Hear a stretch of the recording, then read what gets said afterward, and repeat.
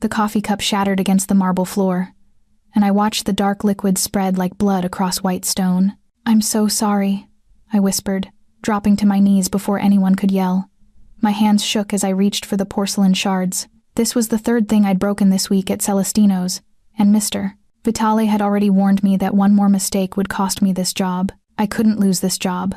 Not with Mom's medical bills stacking up like accusatory letters on our kitchen counter. "Leave it." The voice came from above me, low, quiet, dangerous in a way I couldn't name. I looked up slowly, still kneeling in the spreading coffee, and met eyes so dark they seemed to absorb light rather than reflect it. He stood over me in a charcoal suit that probably cost more than my rent, perfectly tailored to a frame that suggested violence held carefully in check. His face was all sharp angles and shadows, beautiful in the way a blade is beautiful, something you admire from a distance while knowing it could cut you open. I said, "Leave it." He extended a hand, palm up, waiting. I stared at that hand, strong, scarred across the knuckles, a silver ring on his thumb etched with symbols I didn't recognize. Something in my chest tightened with a warning I didn't understand. "I have to clean it," I said, my voice smaller than I wanted. "I'll get fired." "Not if I say you won't." The certainty in those words made me look at his face again. There was something wrong about him, something that didn't fit with the usual Wall Street types who came to Celestino's for power lunches and discreet affairs. This man wore expensive clothes like armor, and when he moved, the two men at the table behind him shifted in their seats, hands disappearing beneath their jackets. I took his hand because refusing felt more dangerous than accepting. His grip was firm, controlled, and when he pulled me to my feet, I caught the scent of him, cedar and gunpowder, and something darker, like smoke from a fire that never quite goes out. "Thank you," I managed, pulling my hand back. My palm tingled where his skin had touched mine. He didn't respond, just studied me with an intensity that made my breath catch. His gaze moved over my face slowly, deliberately, as though he were memorizing the placement of every freckle, every imperfection. "What's your name?" "Elena." The word came out before I could think better of it. "Elena Moretti." Something flickered in his expression, surprise, recognition. It vanished so quickly I might have imagined it. "Italian?" "My father was. He died when I was 8. Why was I telling him this? I never talked about my father, especially not to customers who looked at me like I was a puzzle they needed to solve. "Moretti," he repeated, tasting the syllables. "What was his first name?" Giovanni." The coffee was still spreading across the floor, and I could feel Mr. T.M. Vitale's eyes burning into my back from across the restaurant. "I really should. I knew a Giovanni Moretti once." His voice had gone even quieter, almost gentle. "Long time ago. He was a good man." My throat tightened. "You knew my father?" But he was already turning away, moving back to his table with that predatory grace that made every eye in the restaurant track his movement. The two men with him stood immediately, one pulling out his chair, the other scanning the room with flat, watchful eyes. I stood there in the spreading coffee, my heart hammering against my ribs, until Mr. Vitale's sharp voice cracked through my daze. "Elena, what are you doing? Clean that up and get back to work." I grabbed towels from the kitchen, my hands still shaking. As I mopped up the mess, I felt that dark gaze on me again, heavy and inescapable. When I risked a glance toward his table, he was speaking with the two men in low tones, but his eyes never left me. The sensation crawled over my skin like a physical touch. The rest of my shift passed in a blur of orders and whispered conversations I wasn't meant to hear. Celestino's attracted a certain type of clientele, wealthy, powerful, dangerous in subtle ways. But that man was different. Everyone else in the restaurant seemed to sense it too. They gave his table a wide berth. Even Mr. Vitale, who normally hovered over big tippers like a vulture, stayed near the kitchen, watching from a distance. When I brought water to a nearby table, I caught fragments of his conversation. "3 families are circling," one of the men was saying. "Constantine wants a meeting. Let him want." That voice again, cold as winter stone. "We don't negotiate from a position of weakness. Sir, the shipments are handled." The finality in those 2 words ended the discussion. I hurried away, my pulse jumping in my throat. Shipments. Families. These weren't business terms, not the legitimate kind anyway. At 9 o'clock, the dinner rush finally ended. I was wiping down tables in the back section when I realized the restaurant had gone quiet. Too quiet. I turned and found him standing 3 feet away. My heart stopped, then started again too fast. You move like you're afraid the floor will break, he said softly. Like you don't want to take up space. I clutched the damp towel, searching for words that wouldn't come. He stepped closer, and I caught that scent again, cedar and smoke and danger. Your father. Did he ever tell you what he did? Before you were born? He worked in import-export. Wine, mostly. Something that might have been sadness crossed his face. Is that what your mother told you? What else would she tell me? He reached out slowly, giving me time to step back, and tucked a strand of hair behind my ear. His fingers were gentle, but I felt the violence they were capable of, humming just beneath the surface. Be careful. Elena Moretti, he whispered. You work in a restaurant where dangerous men eat. Do you know what happens to people who see too much? My mouth went dry. Are you threatening me? I'm warning you. His hand dropped away, but he stayed close, so close I could see the flecks of gold in those dark eyes. Sometimes the safest thing is to be invisible. You're not invisible. I don't understand. You will. He stepped back, and the absence of his nearness felt like cold water. Your shift ends at 10? I nodded, not trusting my voice. My driver will take you home. Don't argue. I take the subway. Not tonight. He was already walking toward the door, his two shadows falling into step behind him. At the threshold, he paused and looked back at me one last time. Your father was a good man, Elena. Better than he had any right to be, given the life he left behind. Don't make his mistakes. Then he was gone, and I was alone in the empty restaurant with questions burning in my chest and the ghost of his touch still tingling against my skin. Outside, through the rain-streaked windows, a black car idled at the curb, waiting. I didn't take the car. Instead, I slipped out the kitchen exit while Mr. Vitali was in his office, pulled my hood up against the rain, and walked the 12 blocks to the subway station. My sneakers splashed through puddles that reflected neon signs and streetlights in fractured colors. The whole way, I felt watched.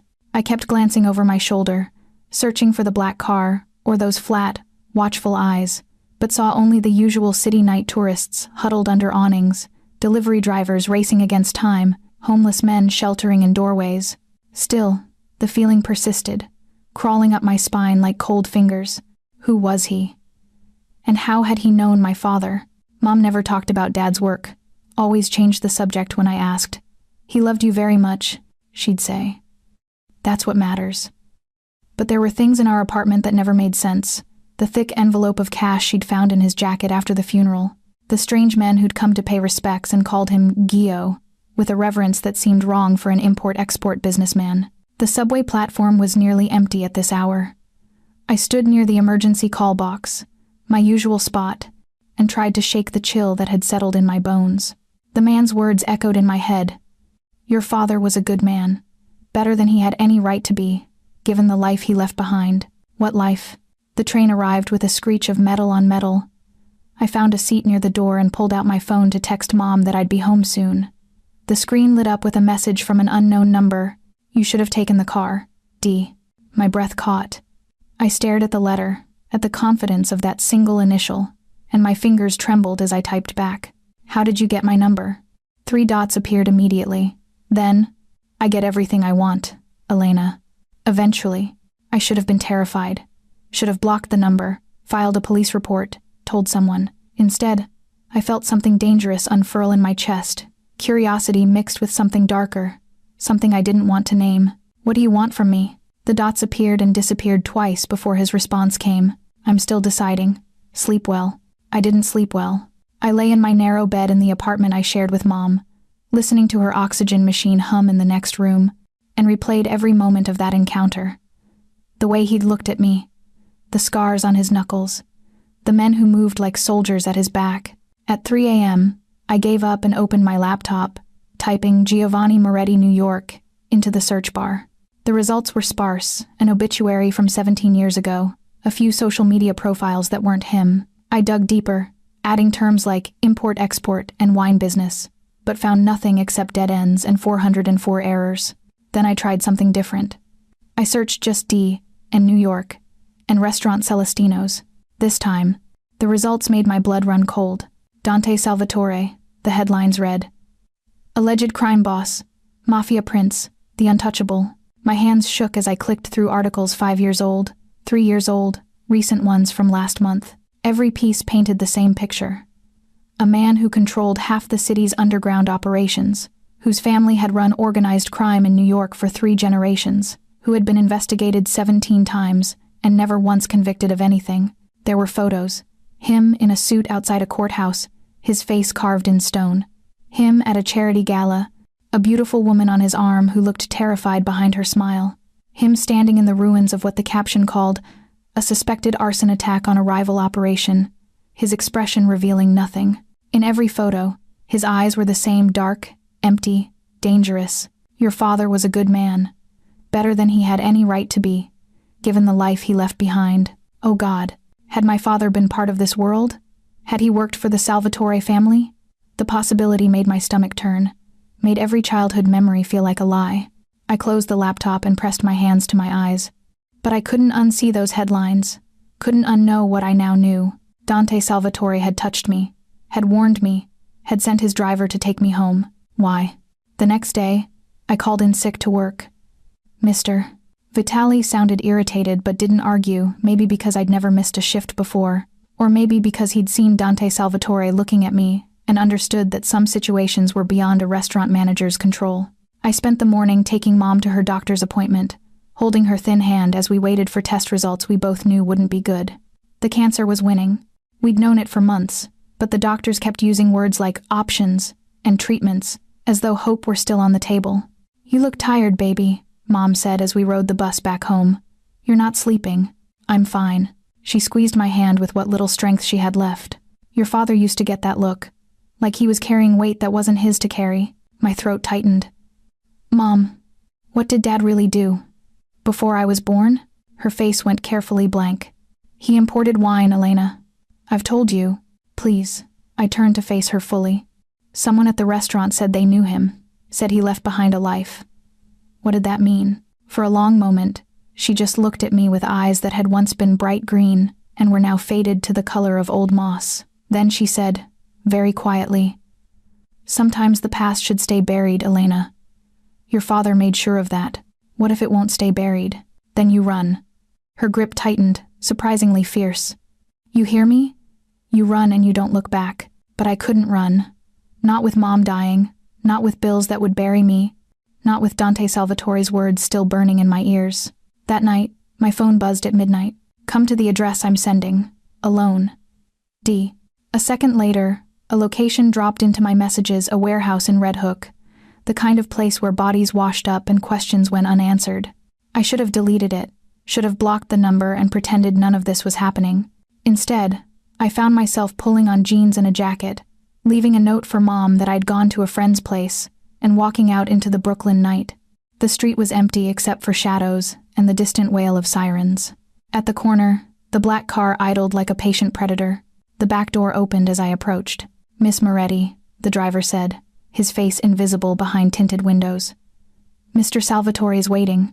I thought about my father, about the man he might have been before I was born, about the choices that led him away from this life and toward the quiet death of a Tuesday morning heart attack. Then I climbed into the car, and the door closed behind me with the finality of a coffin lid. The warehouse smelled like rust and river water. I followed the driver through darkness, broken only by the amber glow of industrial lights hanging from chains.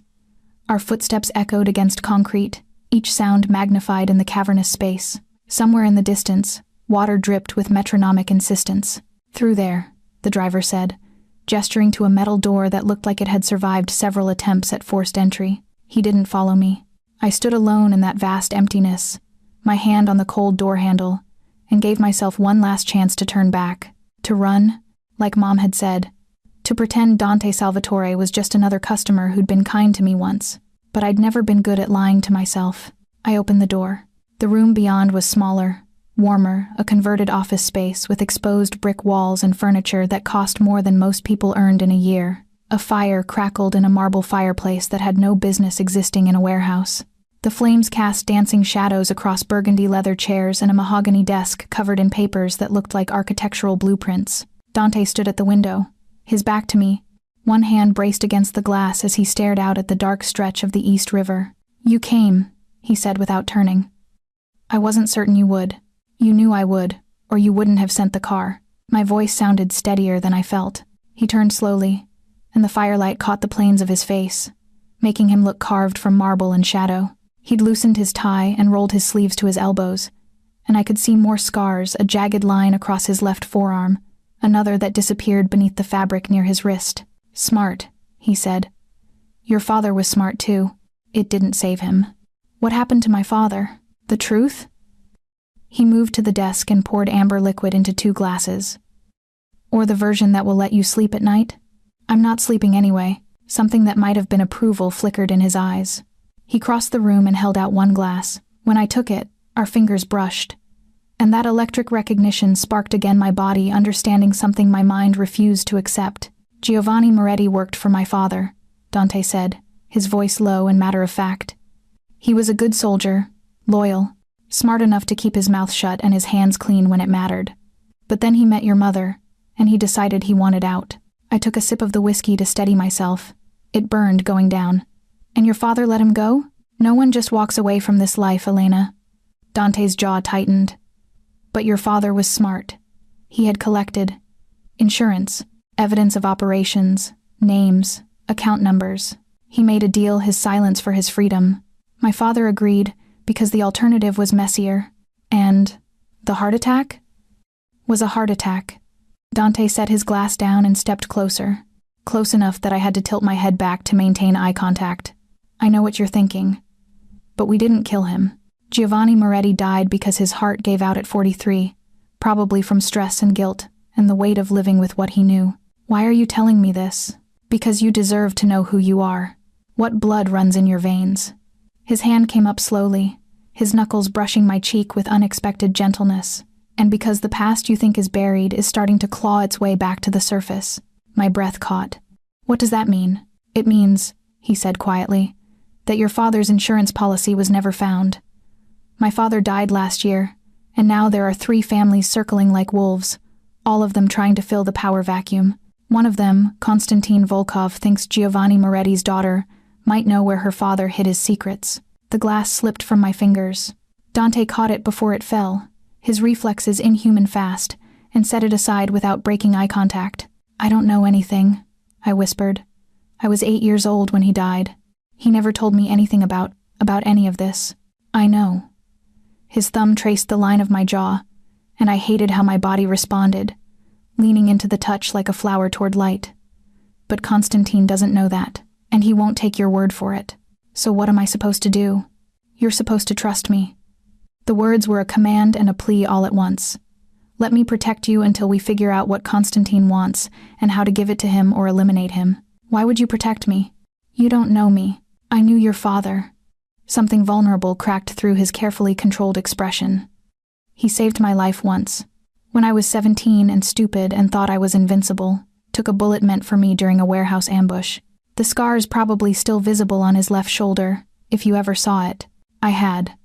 A puckered circle of tissue Mom always said came from a construction accident. Another lie in the architecture of my childhood. So this is about debt," I said, and hated how my voice shook. "You're protecting me because you owe him." It started that way. Dante's hand slid to the back of my neck, his fingers threading through my hair. "But that's not why my heart is beating too fast right now. That's not why I've thought about nothing but you since you dropped that coffee cup and looked at me like I was a monster you couldn't quite make yourself fear. You are a monster." But I didn't pull away. "Yes." The word was exhaled against my lips, close enough to taste. "I've killed men, Elena, ordered deaths, built an empire on blood and fear. I am exactly what the newspapers say I am." "Then why?" "Because you looked at me and saw something else. Just for a moment, something that might have been human." His forehead touched mine, and I felt him trembling, this man who held half the city in his scarred hands. And I haven't felt human in a very long time. We stood like that for a long moment, breathing each other's air, balanced on the knife's edge between danger and desire. Then headlights flashed through the window, and Dante pulled back instantly, his expression shuddering closed. "That's Marco," he said, his voice controlled again. "He'll take you home. Pack a bag.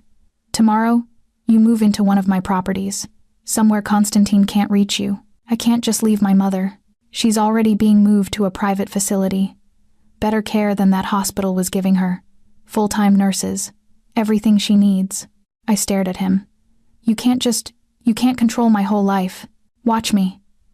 He caught my chin, forcing me to meet his eyes, You're mine now, Elena Moretti. Mine to protect, mine to keep safe. Fight it if you want, but it won't change the truth. And what truth is that? His smile was dark, dangerous, and devastatingly sad. That I would burn this entire city down before I let anyone hurt you. The penthouse smelled like leather and expensive cologne, and a loneliness so deep it had soaked into the walls. Marco Dante's driver, who I'd learned was actually his head of security, had brought me here just after dawn. My small duffel bag looked ridiculous in the marble foyer, a child's toy in a palace built for kings and criminals.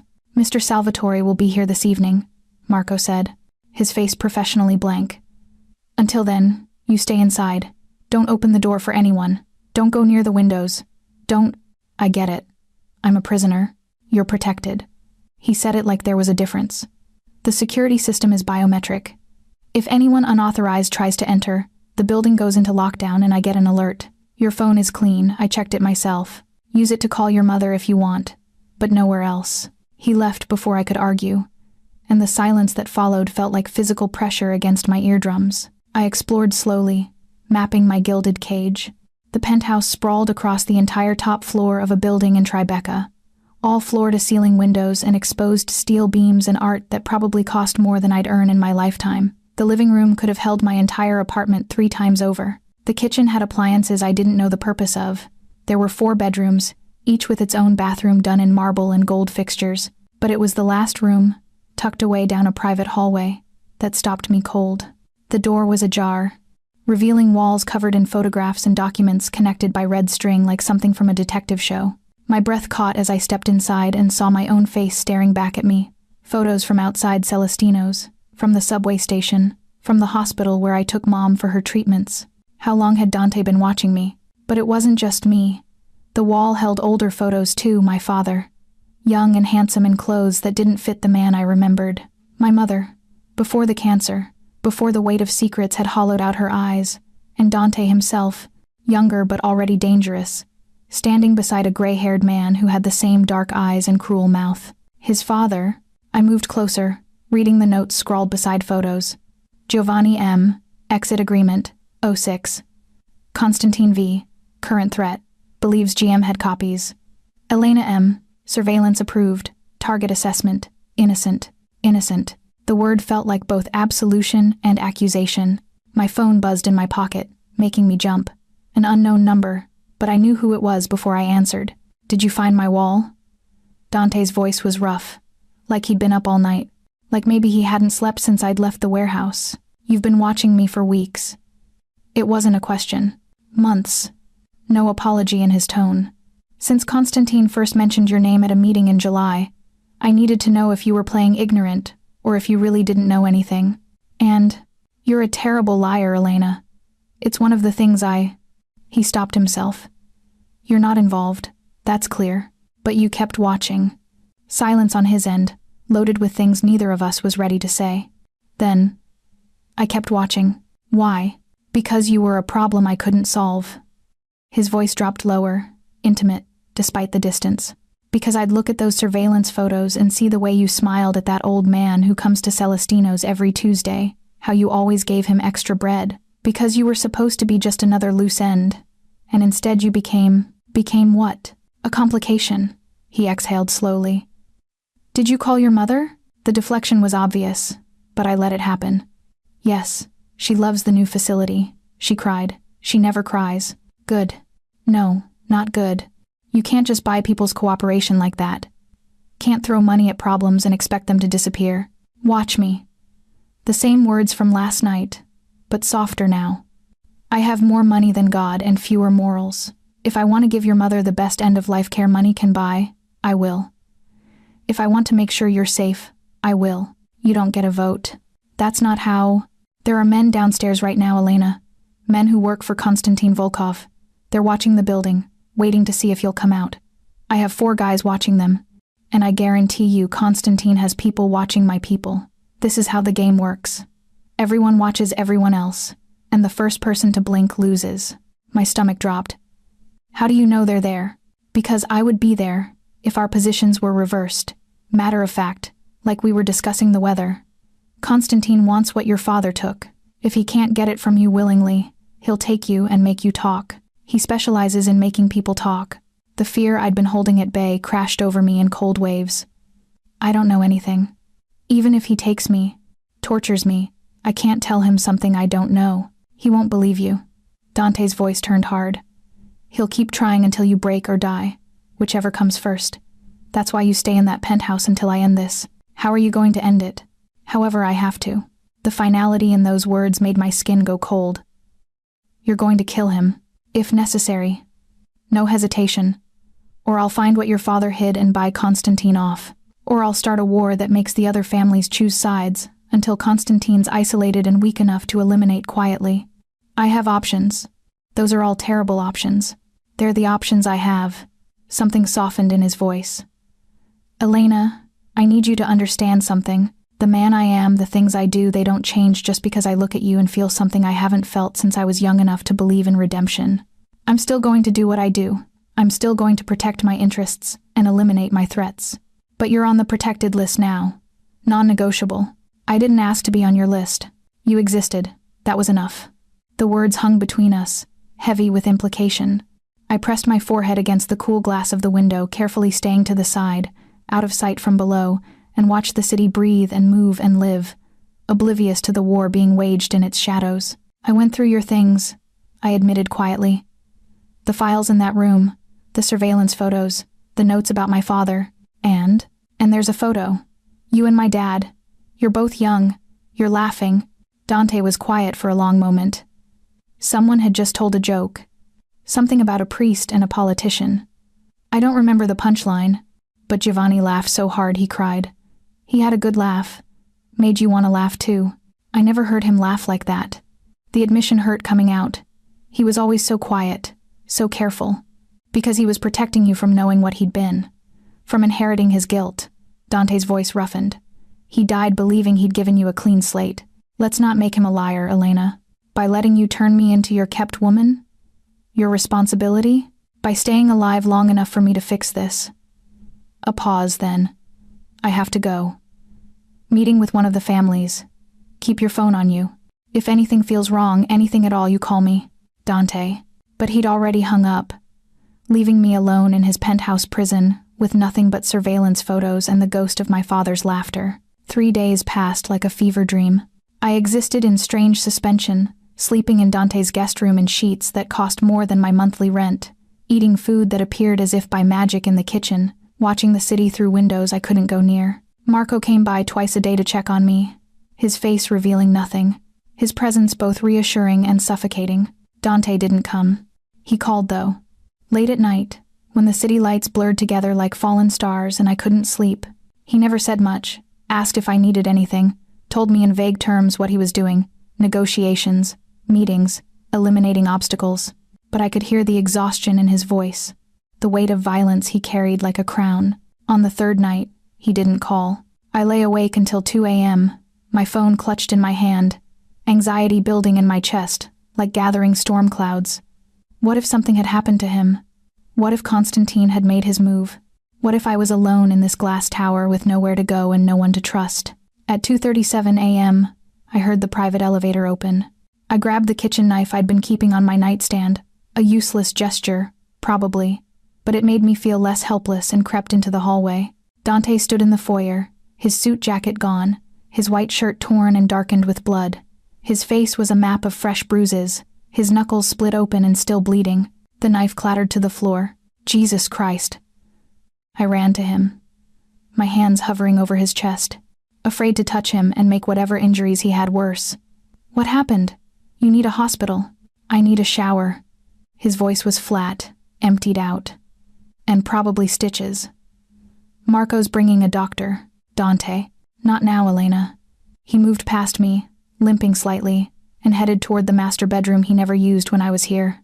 Just not now. But I followed him anyway, because fear had transformed into something else, something fierce and protective that I didn't want to name. He'd made it to the bathroom, was fumbling with his shirt buttons, with hands that shook too badly to manage the task. I pushed his hands away without asking permission, and unbuttoned the shirt myself, trying to ignore the heat of his skin, the way his breath hitched when my fingers brushed his chest.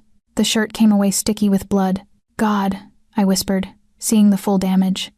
A deep cut across his ribs, bruises blooming purple and black across his abdomen, more cuts on his shoulders and arms. Who did this? Constantine's men, 4 of them. Dante's hands gripped the marble counter, his arms shaking with the effort of staying upright. I killed 2. The others ran. He said it like he was reporting the weather, like taking lives was just another Tuesday night.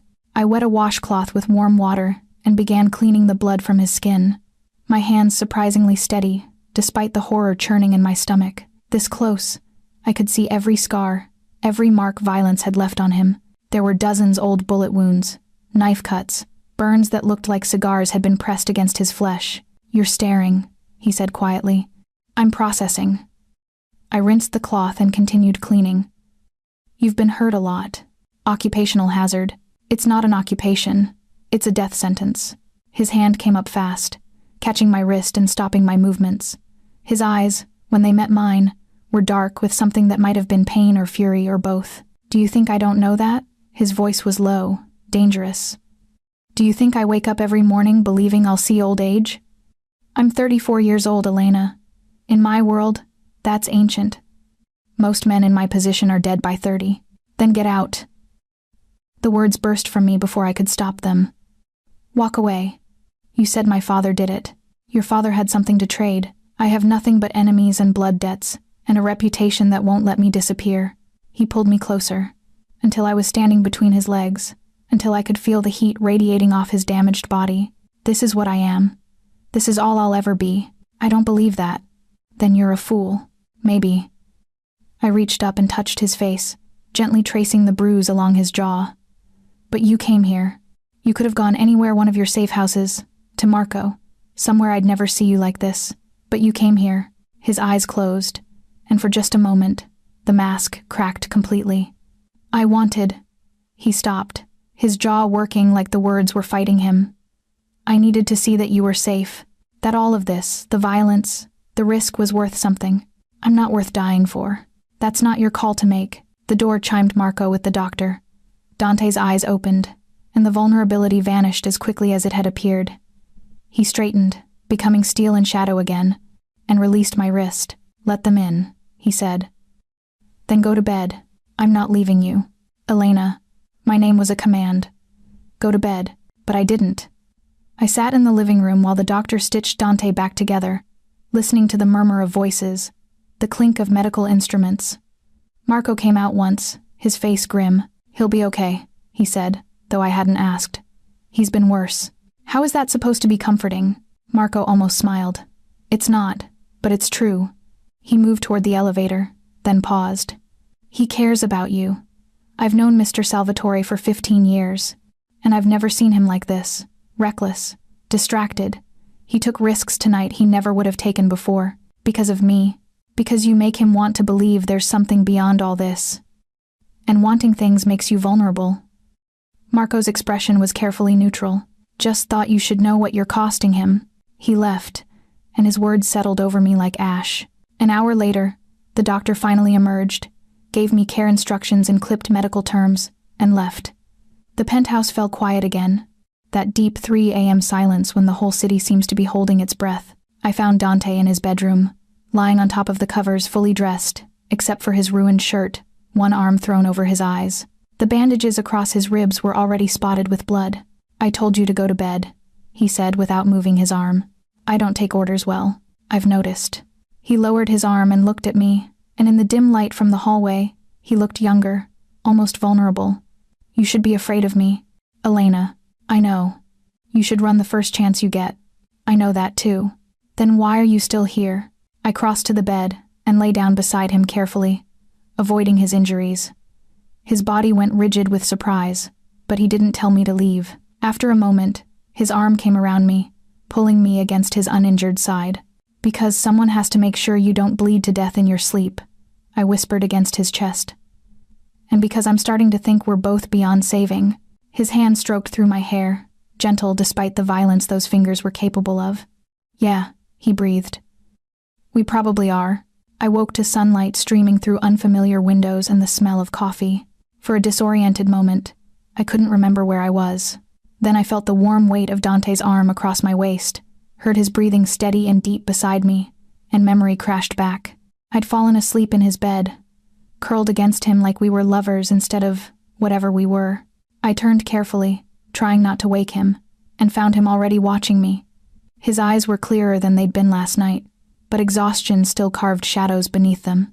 The bruises on his face had darkened to purple-black. "Your stitches need changing," I said, because it was easier than acknowledging how natural it felt to wake up beside him. Later. His voice was rough with sleep. Marco made coffee. "It's in the kitchen. You should rest." "I've rested enough." He sat up slowly, wincing, and swung his legs off the bed. The bandages across his ribs had bled through during the night, dark blooms spreading across white gauze. "We need to talk." Those 4 words never meant anything good. I followed him to the kitchen, where Marco had indeed left coffee and what looked like a full breakfast: spread eggs, toast, fruit, things that seemed absurd given the circumstances. Dante poured 2 cups and handed me one, then leaned against the counter, studying me with an intensity that made my skin prickle. "Constantine made contact last night," he said finally, "before his men tried to kill me. He wants a meeting." "That's good, right? You can negotiate. It's a trap." He said it matter-of-factly, like we were discussing the weather. "He'll try to take me out, grab you while I'm dead, and torture the information out of you at his leisure." The coffee turned to acid in my stomach. "So what do we do?" "We spring the trap." He sipped his coffee, watching my reaction. "But on our terms. I meet him publicly, somewhere he can't make a move without starting a war. Street, Catherine's church, neutral ground. The other families will have eyes there. He'll have to play nice. And then I offer him something he wants more than revenge." Dante's jaw tightened.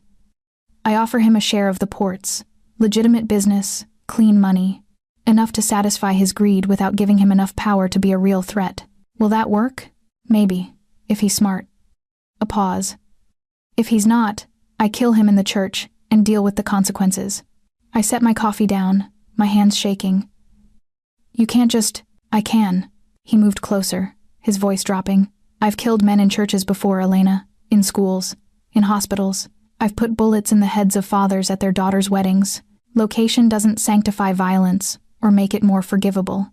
Dead is dead, no matter where the body falls." "Stop."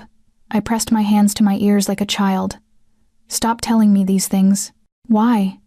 He pulled my hands down, holding them captive. "Because you want to keep pretending I'm not a monster? Because you need the lie to justify why you're still here? Because I'm trying to see past the monster." The words exploded from me. "Because when I look at you, I see someone who came to me bleeding instead of going somewhere safe.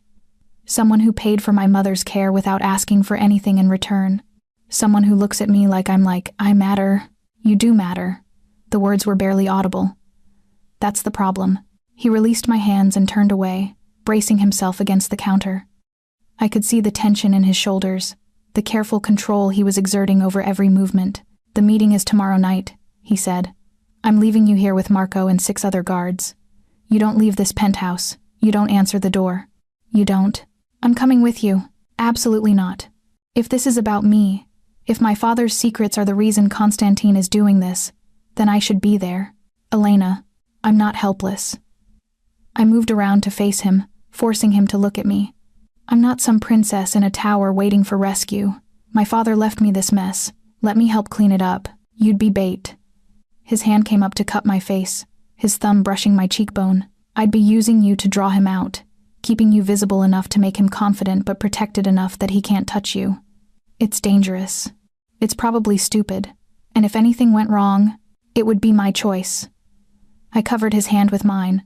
"Not yours, mine." He stared at me for a long moment, warring with himself. Then his other hand came up, framing my face, and he leaned in until our foreheads touched. "When this is over," he whispered, "I'm going to give you a chance to walk away. Clean break, new identity if you want it, money, protection, whatever you need to disappear and live a normal life. And if I don't want to disappear?" His hands tightened almost painfully against my skin. "Then we're both idiots. Because this doesn't end well. It can't. Men like me don't get happy endings, Elena. We get bullets or prison or betrayal. Those are the only options. Maybe there's a 4th option." I reached up and touched his lips with my fingertips, feeling them part slightly beneath my touch.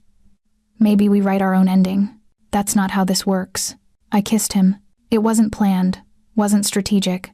I just needed to stop the words, to silence the resignation in his voice, to prove that we were more than the sum of our violence and our history. He went rigid with surprise, then made a sound low in his throat, half pain, half desperate relief, and kissed me back. It wasn't gentle. His mouth was hard against mine, demanding, tasting like coffee and copper from where he'd bitten his split lip. His hands tangled in my hair, holding me still while he took what he wanted, and I felt the careful control he'd been maintaining start to fracture. Then he hissed in pain, and I remembered his broken ribs, his stitches. Sorry, I tried to pull back, but he held me fast. Don't. His lips moved against mine. Don't stop. Don't think. Just. I kissed him again. Softer this time, more careful of his injuries. His hands gentled in my hair, and the kiss shifted into something different. Something that felt less like claiming and more like confession. When we finally broke apart, we were both breathing hard. This is a mistake, he said, but he didn't let me go. Probably. You should run. You keep saying that. Because it's true. His eyes searched mine, looking for something doubt, fear, sense. I'm going to hurt you, Elena. Not because I want to, because it's what I am. Then hurt me. I pressed closer, feeling his heart hammering against my palm. But hurt me while I'm choosing to stay, not while I'm running away. His laugh was broken, almost painful.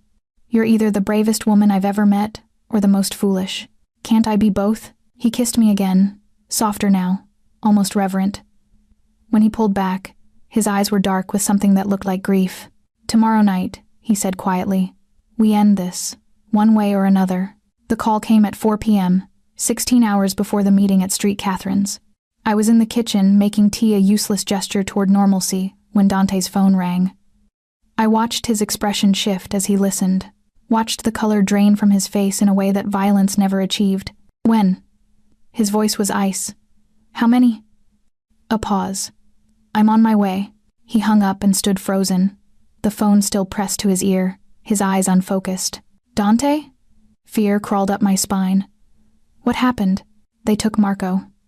He finally lowered the phone, and when he looked at me, I saw something I'd never seen before in his eyes, genuine fear. Constantine's men grabbed him 3 hours ago from outside the building. They just sent proof of life. Is he alive, for now? Dante's jaw worked. They want me to come alone to a location in Queens. No weapons, no backup. Exchange myself for Marco, and they'll let him go. It's a trap. Of course it's a trap. He was already moving, grabbing his jacket, checking the gun holster beneath his arm. But Marco has been with me for 15 years. He's taken bullets for me. I'm not leaving him to die because I was too smart to walk into an obvious trap. I caught his arm. Then take backup. Take your whole army. You said yourself that you don't negotiate. If I bring anyone, they'll kill Marco before I even arrive. His eyes were haunted. Constantine knows that. He's betting I care more about loyalty than strategy. And he's right. So you're just going to throw your life away? If that's what it costs. He cupped my face with both hands, urgent, almost desperate. Listen to me. There's a safe in the master bedroom, behind the Rothko painting. Code is your father's birthday, 071268.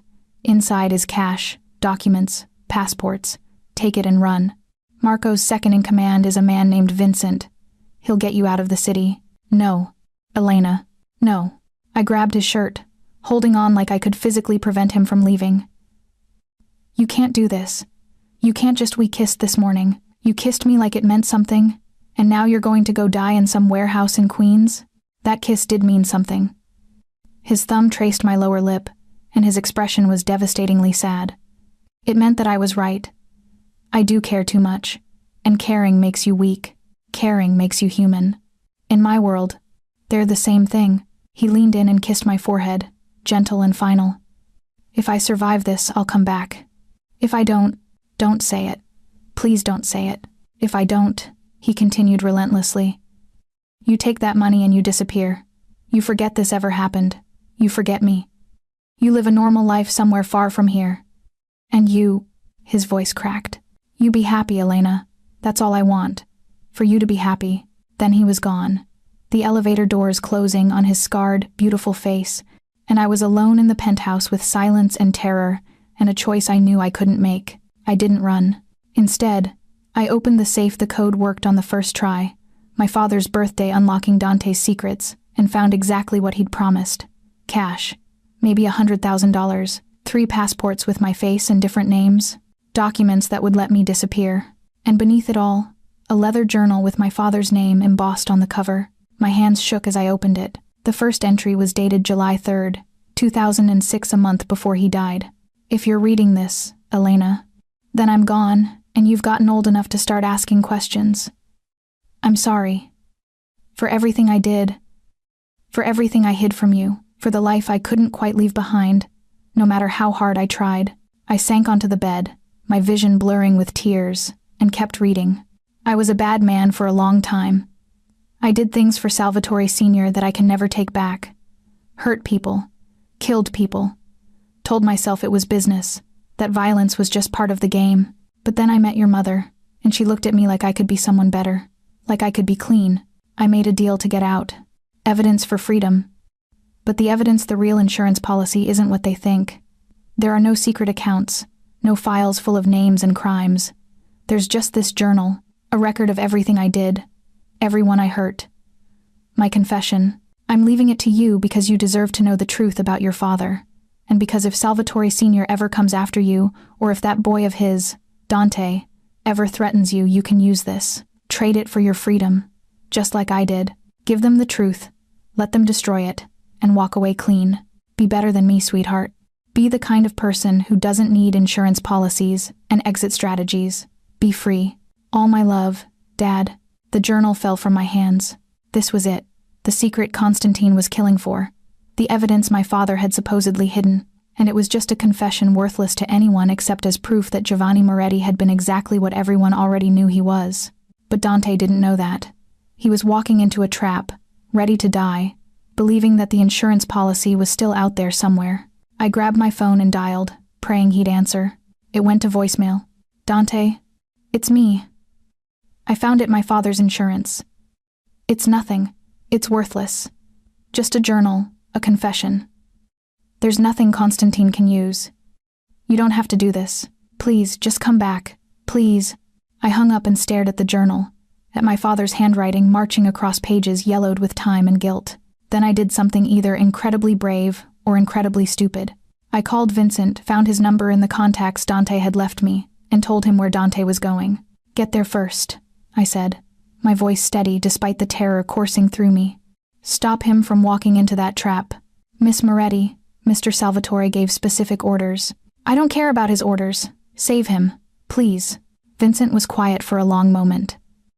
Then, we're already mobilizing. Been tracking his phone since he left. We'll be there before he is. Thank you. Don't thank me yet. If this goes wrong, if Dante dies because we intervened, then I'll take responsibility. I clutched the journal to my chest. Just save him. I hung up and stood in the center of Dante's bedroom, surrounded by evidence of his violence and his wealth and his desperate attempt to protect me, and prayed to a God I wasn't sure I believed in. Please, I thought. Please let him be okay. Because somewhere along the way, between shattered coffee cups and surveillance photos and stolen kisses, I'd fallen for the monster. And I wanted him to live long enough for me to tell him. The warehouse in Queens was burning. I watched from Vincent's car 3 blocks away, his phone on speaker as we listened to the chaos unfold. Gunfire crackled through the connection, sharp, percussive, deadly. Men shouting, glass breaking, someone screaming, then silence. Vincent's hand tightened on the steering wheel. Report, he said into the phone. His voice clipped. Static. More silence. Then, we got him. Marco's alive. Boss is... A pause that stopped my heart. Boss is hurt bad. We need a medic. Now. On the way, Vincent said, and the car lurched forward. He'd brought me along against his better judgment. I'd refused to stay behind, had threatened to call the police, had done everything short of physically fighting him. Now I sat in the passenger seat with my father's journal clutched in my lap and watched the warehouse grow larger, smoke pouring from its shattered windows. We screeched to a stop behind 3 black SUVs. Vincent tried to make me stay in the car, but I was already running, my shoes splashing through water from the fire hoses, my heart in my throat. Inside, the warehouse was chaos. Bodies on the floor, I counted 7, didn't let myself look at their faces. Shell casings everywhere, blood streaking the concrete like abstract art, and in the center of it all, Dante. He was on his knees, one arm wrapped around his ribs, the other hanging useless at his side. Blood soaked through his shirt, too much blood, and his face was gray with shock or pain or both. But he was alive. Elena. His voice was barely audible. You weren't supposed to. I dropped beside him, my hands hovering over his body, afraid to touch him and make things worse. Where are you hurt? Shoulder. Ribs again. Maybe a lung. He tried to smile and failed. Could be worse. How could it possibly be worse? Could be dead. He swayed, and I caught him, supporting his weight. Constantine? Dead, one of his men said from somewhere behind me. Took 3 to the chest. His whole crew's down. Dante's eyes closed. Good. Sirens wailed in the distance, fire trucks, ambulances, probably police. Vincent was barking orders, his men moving with practiced efficiency to stage the scene, make it look like something other than a Mafia execution. The medic arrived and tried to push me aside, but Dante's good hand caught my wrist, holding on with what little strength he had left. Stay, he said. Please. So I stayed while they cut away his shirt, while they packed the gunshot wound in his shoulder with gauze that immediately soaked through, while they argued about whether his lung was punctured or just bruised. I stayed while they loaded him onto a stretcher, while Vincent made calls to doctors who wouldn't ask questions, while the warehouse burned behind us. I stayed because he'd asked me to, because his hand in mine was the only thing keeping him conscious, because I loved him. The realization hit me like a physical blow, stealing my breath. I loved this broken, violent man who'd just killed 7 people without hesitation. I loved the monster and the man and everything in between, and I had no idea what to do with that truth. They took us to a private clinic in Brooklyn, the kind of place that deals with gunshot wounds without involving the authorities. The doctor was efficient and quiet, removing the bullet from Dante's shoulder with the detached professionalism of someone who'd done this too many times to count. I sat in a chair beside the examination table, still holding his hand while they worked. He'd passed out somewhere during the car ride, and I was grateful. At least unconscious. He couldn't feel them digging metal out of his flesh. Marco appeared in the doorway, bandaged but walking. His face was a mess of bruises, and he moved like his ribs hurt, but he was alive. Thank you, I said quietly, for protecting him. That's my job. But his expression was gentle. You called Vincent. You saved his life. He was going to die for you. I know. Marco pulled up a chair and sat with a wince. That's who he is, loyal to a fault. It's his greatest strength and his most dangerous weakness. How long have you known him? 15 years. Since he was 19 and convinced he could run his father's empire better than the old man could. Marco's smile was sad. He was right, mostly, but the violence, the things he's had to do to hold power, they've eaten away at him. I've watched him become harder, colder, more efficient at killing. I thought he was gone completely. But then he met you. And suddenly he was reckless again. Emotional. Making mistakes because he was worried about keeping you safe. Marco leaned forward. I should resent you for that. Those mistakes could have gotten him killed. But instead, I'm grateful. Because for the first time in 10 years, I saw him care about something beyond power and survival. The doctor interrupted before I could respond, addressing Marco. He'll need rest, weeks of it. No stress, no physical activity. The shoulder will take months to fully heal. He won't listen, Marco and I said simultaneously. The doctor sighed like he'd expected as much. Then at least keep him somewhere safe. No more warehouse shootouts. After he left, Marco stood slowly. I'll give you two some privacy. But, Elena? He paused at the door. What happened tonight, Constantine's death, it changes everything. The other families will either fall in line or make their moves for power. The next few weeks will be the most dangerous Dante has faced in years. What are you saying? I'm saying he's vulnerable right now. Wounded.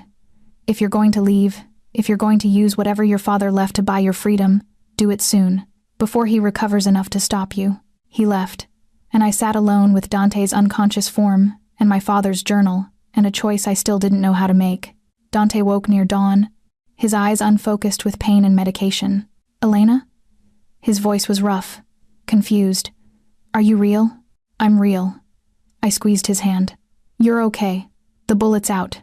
You're going to be fine. Marco? Alive, thanks to you. He relaxed slightly, then tensed again as memory caught up. Constantine, dead. It's over. Over. he repeated, like he didn't quite believe it. His eyes focused on me more clearly. You found it. Your father's insurance. I held up the journal. It's not what Constantine thought. Not what anyone thought. It's just my father's confession. A record of what he did. Who he was. There are no account numbers. No evidence that could hurt anyone still alive. It's worthless. Dante stared at the journal for a long moment. Then, surprisingly, he laughed a harsh, pained sound that made him wince. Your father was smart. He didn't need real leverage. He just needed everyone to think he had leverage. The threat was enough. Until it wasn't. I set the journal on the table beside the bed. Until Constantine called his bluff. And you almost died for a lie. I almost died for you. His good hand reached up to touch my face. That's different. Is it, Elena? His thumb traced my cheekbone, and his eyes were clear now, intense. I killed 7 men tonight, shot 3 of them myself. I would have killed 70 if that's what it took to keep you safe. I need you to understand what that means. What I am. I understand. I covered his hand with mine. You're a man who loves his people so much he'll walk into traps for them. You're brutal and violent and you've done terrible things, but you're also the man who came to me bleeding instead of going somewhere safe. Who paid for my mother's care without asking for anything. Who looks at me like I'm worth saving. You are worth saving. So are you. I leaned down and kissed him gently, careful of his injuries. So are you. 3 weeks passed in careful suspension. Dante recovered slowly in a safe house in Connecticut, a sprawling estate surrounded by walls and guards, and the kind of security that made the Secret Service look casual. I stayed with him because he asked and because I couldn't bring myself to leave. Not yet. Not while I still didn't know what came next. The other families had indeed made their moves: territory grabs, power plays, attacks on vulnerable operations, but Vincent and the rest of Dante's men held the line, and slowly, grudgingly, order began to reassert itself. Constantine's death had left a vacuum, and Dante was filling it from a recovery bed with phone calls and strategic threats. He was good at this, maybe too good. I spent my days reading to him when he was too exhausted to work, changing his bandages, making sure he ate something beyond coffee and painkillers. We didn't talk about the future. We existed in a strange present tense where the violence was distant and the world beyond the estate walls didn't quite exist. But at night, when I lay beside him in the massive bed, careful not to jostle his healing shoulder, I felt the question hanging between us like a blade. What happens when he's better? On the 23rd day, he cornered me in the library. I was reading my father's journal again, trying to understand the man who'd written it. The entries were raw, honest, full of guilt that had eaten him alive. He'd died believing he'd saved me from his world. He'd been wrong. Your mother's asking to see you, Dante said from the doorway. I've arranged for secure transport if you want to visit. I looked up, surprised. You've been monitoring my calls? I've been protecting you. No apology in his tone. That requires knowing who you're in contact with. She's my mother, and she's in a facility I'm paying for, which makes her a potential pressure point. He moved into the room slowly, still favoring his shoulder. I'm not apologizing for keeping you safe, Elena. I didn't ask you to. No, you never ask for anything. He sat in the chair across from me, his eyes dark and unreadable. That's part of the problem. What problem? This. He gestured between us. Whatever this is, you're here because I asked you to stay. Because you feel obligated or guilty or something else you won't name. But you haven't chosen this, Elena. You've just defaulted into it. My chest tightened. That's not fair, isn't it? He leaned forward, intense. I've given you options: money, new identity, freedom to disappear. And instead, you're sitting in my library reading your dead father's confession, like it holds answers about us. Maybe it does. I clutched the journal. My father left this world, walked away, built a normal life, loved my mother, raised me. He proved it's possible. He died at 43 with a heart full of regrets. Dante's voice was hard. Is that what you want? A few years of pretending before the guilt kills you? Better than pretending the violence will stop. Better than waiting for the next Constantine, the next warehouse, the next bullet that doesn't miss. Silence fell between us, heavy and final. Dante stood slowly, his expression carved in stone. I'll have Vincent arrange the transport to see your mother. When you come back, I'll have the papers ready. New identity. Enough money to live comfortably anywhere you want. My lawyers have already drafted everything. Dante. No. He held up a hand. You're right. This doesn't work. I can't give you normal, and you can't live in my world without it destroying you. We both knew that from the start. Did we? I stood too, facing him across the distance of a few feet that felt like miles. Or did you decide that because being vulnerable scares you more than any threat from the other families? His jaw tightened. Being vulnerable gets you killed. Being alone kills you slower. I moved closer, searching his face. You're the loneliest person I've ever met, Dante. You have an army of men who'd die for you, but you don't have anyone who actually knows you, who sees past the violence to whatever's underneath. There's nothing underneath, just more violence. Liar. I pressed my hand to his chest, feeling his heart race beneath my palm. I've watched you these 3 weeks. You laugh at terrible jokes. You read poetry when you think I'm not looking. You've called my mother 4 times to check on her yourself, not through some intermediary. You're not just violence. Those things don't erase what I've done. I'm not asking you to erase it. My voice broke. I'm asking you to let me stay anyway. To choose us even though it's messy and dangerous and probably doomed. To stop pushing me away because you think it's noble or safe or whatever excuse you're using to keep from admitting you want me here. Of course I want you here. The words were raw, pulled from somewhere deep. I want you here so badly it terrifies me. I want to wake up beside you every morning. Want to come home to you after meetings where I've ordered deaths. Want to pretend that somehow your presence makes me less monstrous. So why? Because wanting isn't enough. His good hand came up to frame my face. Because I love you, Elena. Completely. Catastrophically. And loving you makes me weaker. Makes me vulnerable. Makes me the kind of man who walks into traps and takes risks he shouldn't take. Love is a liability I can't afford. The world seemed to stop. You love me, I whispered. I love you. His thumb brushed my lower lip. Which is exactly why I'm letting you go. What if I don't want to go? Then you're an idiot. I've been called worse. I reached up and pulled his face down to mine. By you, actually, Elena. I kissed him before he could finish the protest. Kissed him hard and desperate and claiming, pouring 3 weeks of tension and fear and unspoken feelings into the connection of our mouths. His body went rigid, then surrendered, his good arm wrapping around my waist and pulling me against him. The kiss turned desperate. His mouth opened under mine, and I tasted coffee and painkillers and something darker, the violence he carried, the blood on his hands. All the reasons this was impossible, but I also tasted him, the man beneath the monster, and I wanted more. I love you too, I said against his lips. I love you and I'm staying. Not because I'm obligated, not because I'm afraid. Because I choose this. I choose you. You'll regret it. But his arms tightened around me. You'll see something you can't unsee, and you'll realize. I've already seen you kill 7 men, remember? I watched you covered in blood. I know exactly what you are. I pulled back just enough to meet his eyes. And I'm staying anyway. He stared at me for a long moment, searching for doubt, for uncertainty, finding only determination. You're insane, he finally said. Probably.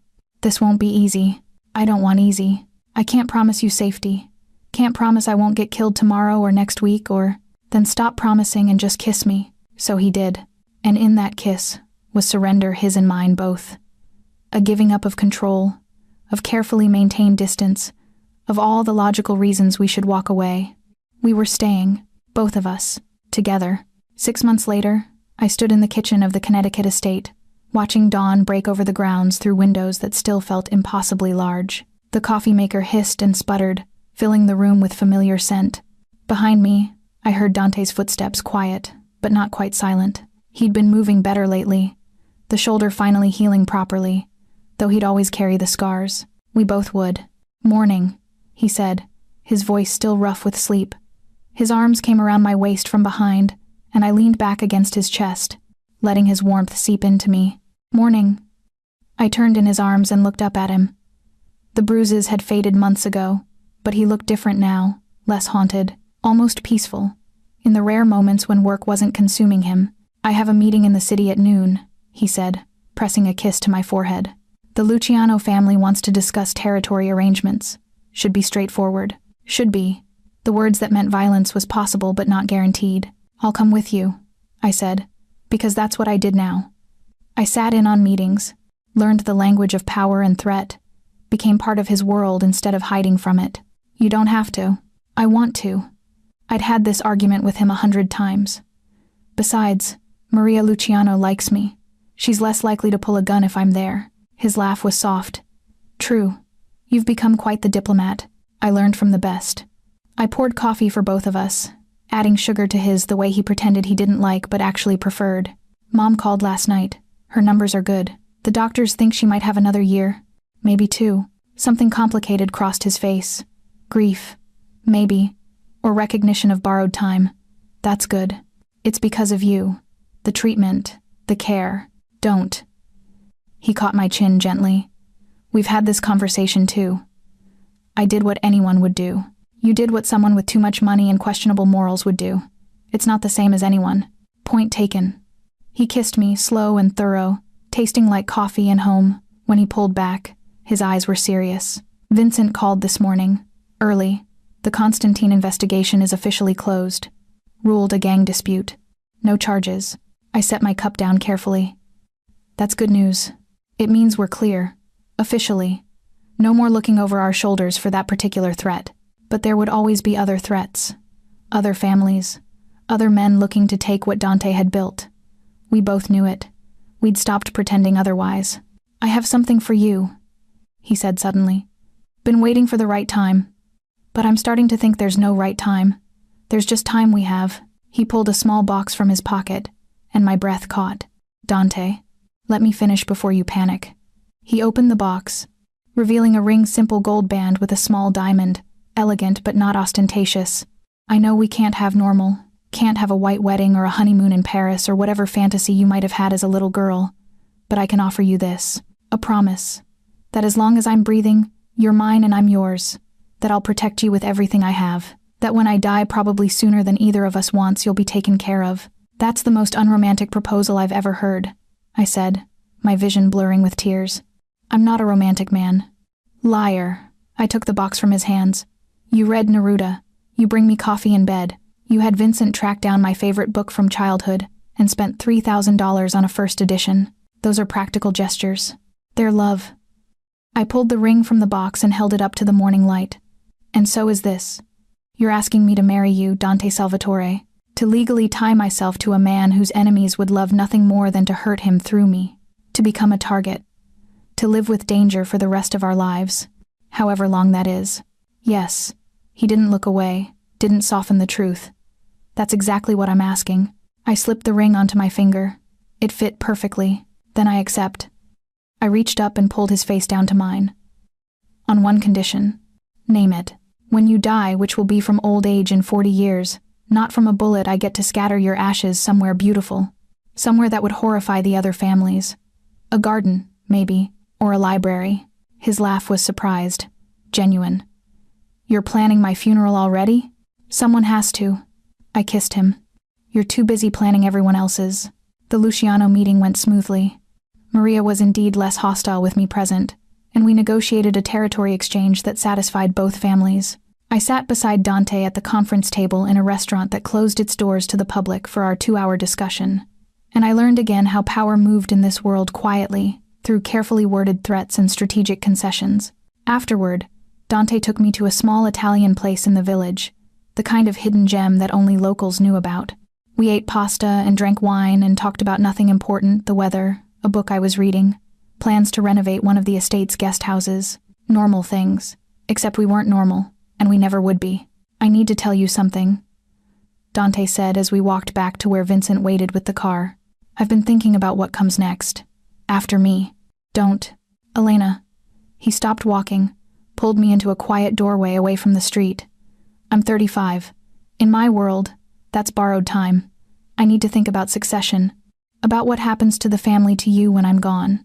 You're not going anywhere, probably not tomorrow.